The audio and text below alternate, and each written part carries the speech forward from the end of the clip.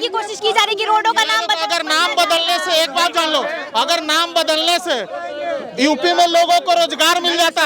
सुनो सुनो सुनो सुनो सुनो मैडम, यूपी में आप अगर कांवड़ लेके चलते हो इस देश में, सुन लो, कांवड़ लेके चलते हो इस देश की सच्चाई है, फूल बरसेगा, नौकरी मांगोगे लाठी बरसेगी। आपको बड़ी बताओ सच्ची ये है। महाकुंभ में कितना रिवेन्यू आया है, लोगों को रोजगार भी मिला उधर, कितना रिवेन्यू है महाकुंभ में? महाकुंभ में हाँ 300 कुछ करोड़ रुपए आने वाले। 300 करोड़ कुछ आने वाले हैं, कुछ नहीं पता। अरे निकल लिए, कहाँ गए? अरे इधर आके बोलिए भागते क्यों हैं? फैक्ट्स पे बात रखिए ना।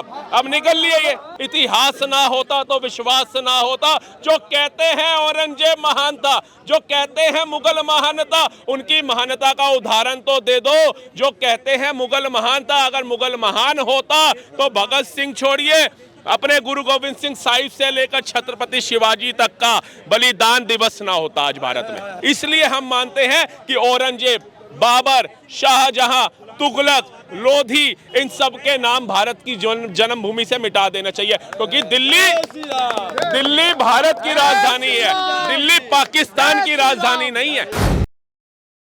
आप क्या कहना चाहेंगे? जो रोड का नाम बदलने का वो हो रहा है, चर्चा चल रहा है, जगहों का नाम बदलने का चर्चा चल रहा है, अभी तक ये सिर्फ यूपी में योगी बाबा के ही राज में हो रहा था, अब दिल्ली में भी ये चीजें आ रही हैं, लागू होंगी, तो इस पे क्या कहना है? देखिए अच्छी बात है। एक बात बताइए, अगर हमारे बच्चे, हमने तो समझ लिया था बाबर, औरंगजेब ये सब महान थे क्योंकि हमें पढ़ाया ही गया, लेकिन जब छावा जैसी मूवीज़ बनती हैं, चार साहिबजादे जैसी मूवीज़ बनती है, तो पता चलता है कि इनकी महानता, कितनी महानता में ये लोग थे।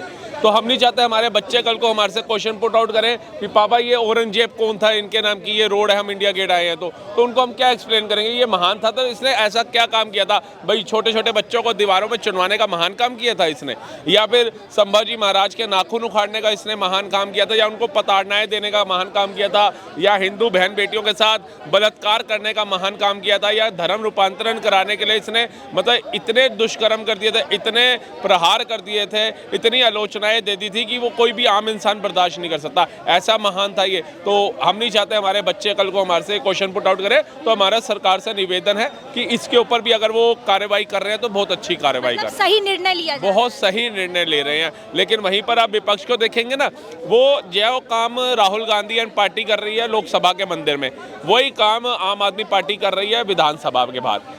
उनको कोई मुद्दा नहीं है। सीएजी की रिपोर्ट 6 सालों तक इन्होंने पेश नहीं करी। अगर आप कट्टर ईमानदार थे, जैसा कि आप खुद बोलते हैं, और वो कट्टर ईमानदार पार्टी अगर सीएजी की रिपोर्ट 6 सालों तक पेश नहीं करती है, तो इसका मतलब उनकी कट्टर ईमानदारी में कहीं ना कहीं तो दोष पैदा होता है ना। और आज जब आपकी शराब की नीति की रिपोर्ट आती है तो पता चलता है 2002 करोड़ का राजस्व, दिल्ली राजस्व को घाटा होता है। वो पैसा दिल्ली के विकास में लग सकता था। 2002 करोड़ पे छोटा अमाउंट नहीं है। उसके बाद आज जब स्वास्थ्य को लेकर के इनकी सीएजी की रिपोर्ट दोबारा आ गई है, तो उसमें पता चलता जी इनके मोहल्ला क्लिनिक के अंदर तो थर्मामीटर तक नहीं है, कहते हैं बीपी जांचने वाली मशीनें तक नहीं है इनके पास। तो ये बताइए मोहल्ला क्लिनिक चल कैसे रहे थे? लेकिन केजरीवाल जी का दावा था ना कि भाई मोहल्ला क्लिनिक में आप जाइए, अपना इलाज करवाइए, फिर स्कूल्स में पढ़िए। स्कूल जो है लंदन पेरिस की तरह बना दिया गया है। जो मोहल्ला क्लिनिक में जो चीज़ें, एक चीज़ की कमी नहीं है, दवाइयाँ हो, मेडिसिन हो, इंजेक्शंस हो, थर्मामीटर अभी आपने बोला, कोई भी चीज़ हो आप जाइए वहाँ इलाज करवाइए, स्कूल्स में पढ़िए। 1 नंबर जो है स्कूल है, टीचर्स 1 नंबर आ गए हैं, लंदन पेरिस रोड बन गया है, दिल्ली लंदन पेरिस के उस पर कंपेयर कर रहे हैं, तो इस पे आप बोल रहे हैं कि नहीं? देखिए प्रधानमंत्री मोदी तीसरी बार भी प्रधानमंत्री बने ना, उन्होंने पहली बार कभी बोला कि मैं भारत को लंदन पेरिस बनाऊंगा ना, उन्होंने जब तीसरी बार जीत गया तब बोला लंदन पेरिस बनाऊंगा। उन्होंने विकसित भारत की बात करी। लेकिन केजरीवाल जी जो केंद्र शासित राज्य के मुख्यमंत्री थे, वो बोलते थे लंदन पेरिस बनाऊंगा। हम अपने आप को दूसरे से कंपेयर क्यों करते हैं? पहले तो बताइए। हमें कुछ ऐसा करना चाहिए कि दूसरी कंट्रियां हमारे से कंपेयर करें अपने आप को कि हमें भारत जैसा बनना है, हमें भारत में जो टेक्निक है ये लानी है। जैसे अब्दुल कलाम साहब हुए थे, कलाम साहब को बुलाने के लिए नासा ने इतने ऑफर्स दे दिए थे, अमेरिका ने इतने ऑफर्स दे दिए थे जिनको भी अब्दुल कलाम साहब ने ठुकरा दिया था। तो कुछ काम ऐसा करिए कि लोग आपको बुलाने के लिए तड़पे,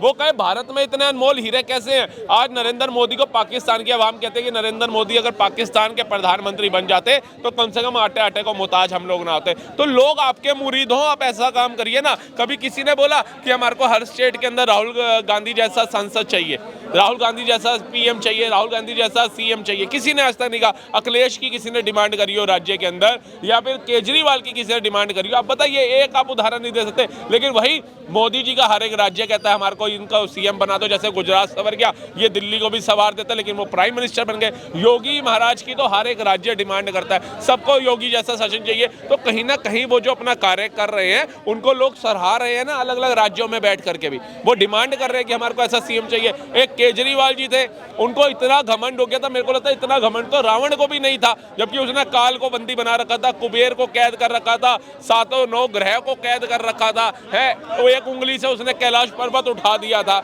है उसको इतना अहंकार नहीं था। लेकिन केजरीवाल जी को जो उनका अहंकार था ना, वही आज ले डूबा। अच्छा, जब से बीजेपी सरकार आई है, ये लोगों का कहना है कि एक पीसफुल कम्युनिटी से, एक स्पेसिफिक कम्युनिटी से उनको दिक्कत जो है हो रहा है। क्योंकि अगर देखा जाए तो बुलडोजर भी उन्हीं लोगों के घर पे चल रहा है। कोई भी छोटा मोटा चीज़ है जो आसानी से सुलझ सकता है, कोई भी छोटा मोटा क्राइम, उनके ऊपर जो है घर के ऊपर बुलडोजर चलवा दे रहे हैं, मरवा दे रहे हैं, इनकाउंटर करवा दे रहे हैं, फिर जो है मस्जिदें तुड़वा दे रहे हैं, और सारी चीज़ें हो रही हैं। अब नाम बदलवा दे रहे हैं। तो एक स्पेसिफिक कम्युनिटी से क्यों दिक्कत है? इनको ये बोलिए, अगर इनको लगता है कि एक कम्युनिटी से भाजपा को दिक्कत है तो इनसे पूछिए वीर अब्दुल हमीद साहब कौन थे।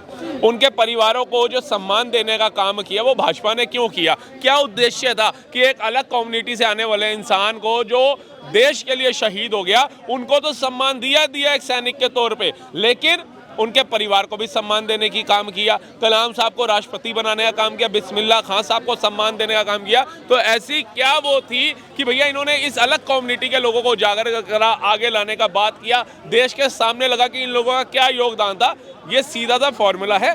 भाजपा हो या भारत का हर एक राष्ट्रहित का सोचने वाला युवा हो, चाहे बुजुर्ग हो चाहे महिला हो, वो अच्छे और सच्चे मुसलमान के साथ पहले भी थे, आज भी हैं और आगे भी रहेंगे। लेकिन अगर आप बोलो कि कसाब का समर्थन हम लोग करें, याकून मेनन का समर्थन करें, हिजबुल्लाह का समर्थन करें, अफजल गुरु का समर्थन करें, तो वो मुझे लगता है भाजपा क्या भारत का कोई नागरिक भी स्वीकार नहीं करेगा। वो टुकड़े टुकड़े गैंग का समर्थन आप लोग करिए, जैसे आप उत्तर पूर्वी दिल्ली से कन्हैया कुमार को टिकट दे के लड़वाए थे।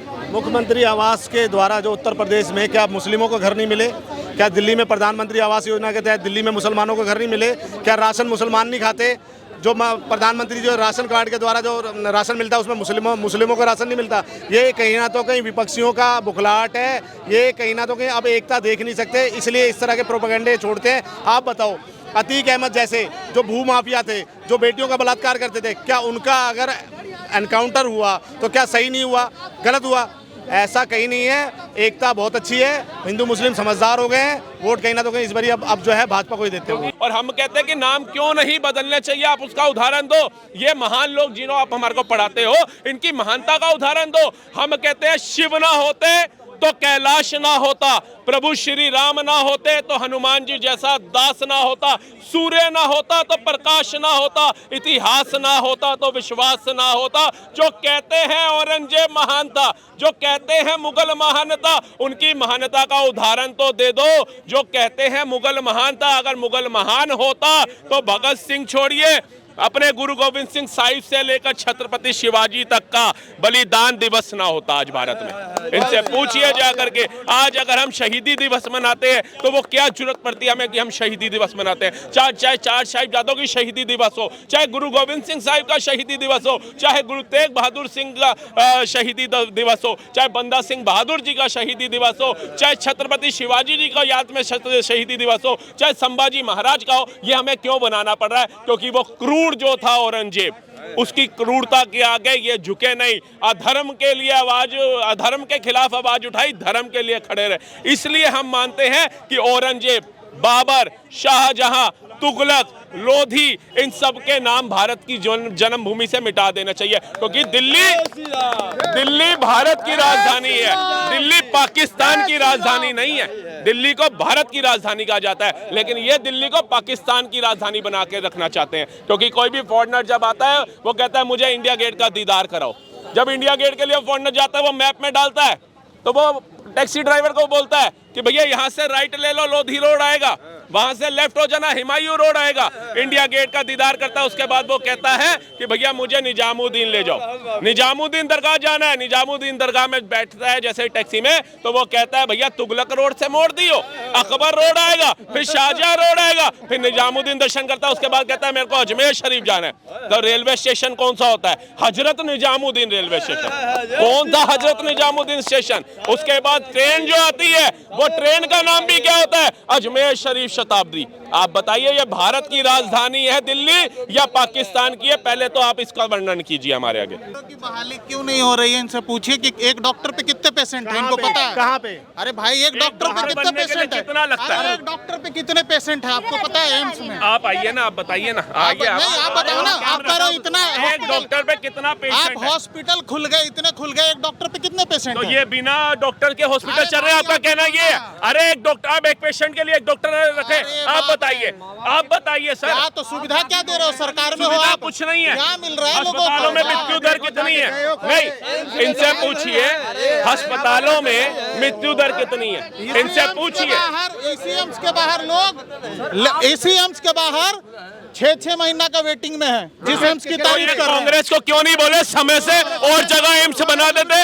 अलग अलग राज्यों से लोग यहाँ इलाज कराने आ रहे हैं 11 सालों में। दादाजी से पूछेंगे ये, इनके हिसाब से जो है ना, इनके पिताजी जो गलती किए हैं वो उनसे नहीं नहीं, उन्होंने कांग्रेस को वोट देने का काम नहीं किया, वो जनसंघ को दे रहे थे। आपकी तरह मूर्ख नहीं थे, आपके पूर्वजों की तरह मूर्ख नहीं थे वो कि एक पार्टी आपके पूर्वज है। आप बात नहीं कर रहे हैं। आपने कभी आपके पूर्वजों ने पूछा कि भैया ये एक एम्स खाली दिल्ली में है और राज्यों में एम्स क्यों नहीं बनाए गए? कभी आपके पूर्वजों ने क्वेश्चन पुट आउट किया? लेकिन वो तो कार से वो की हत्या देखने में बिजी थे। अरे गृह मंत्री जाते हैं, प्रधानमंत्री जाते हैं, बोल देते हैं बिहार में कि दरभंगा एम्स खुल गया। अभी रायबरेली में बना, रायबरेली में बना, प्रधानमंत्री सर रुकिए, अब निकल लिए, अरे निकल लिए, कहाँ गए? निकल लिए, इनसे पूछिए। पुट कीजिए ना, अपना क्वेश्चन पुट नहीं, कीजिए। पटना में नहीं बना।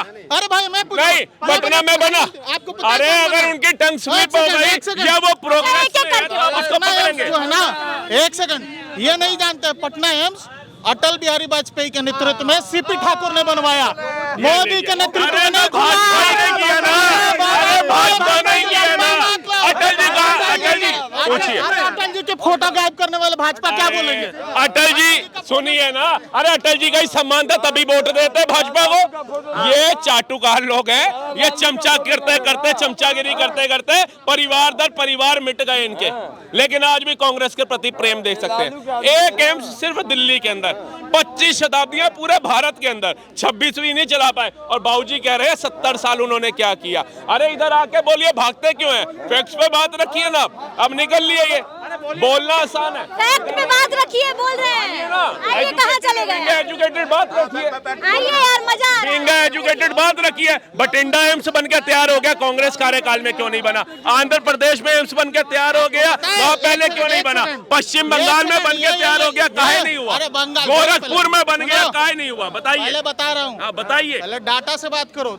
मनमोहन सिंह ने 2013 में गैजेट नोटिफिकेशन निकाला कि 8 एम्स बढ़ेंगे 2013 में। ठीक, अभी तक वो एम्स नहीं भरपूर खुल पाए, तो ये सरकार क्या बोलेगी? कहाँ का नहीं, कहाँ नहीं।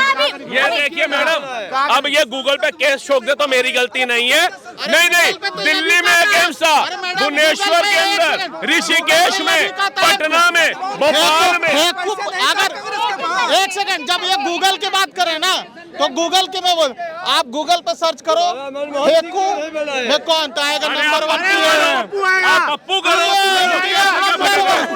अब मैं गूगल पे इनको ये बोलिए, अरे इनसे ये पूछिए, ये फैक्ट्स पे बात करने आए हैं, विकास पे बात करने आए हैं, या फेंकू या पप्पू पे करने आए हैं? अब मैं आपको डाटा दिखा रहा हूँ। विकास है ना, विकास है ना। अरे एक मिनट बोल ले, दारू पी के अगर बोले ना, दारू पी के, हेलो, ये देखो, मैंने पप्पू डाला, पप्पू देखो कौन है, पप्पू डाला, पप्पू डाला,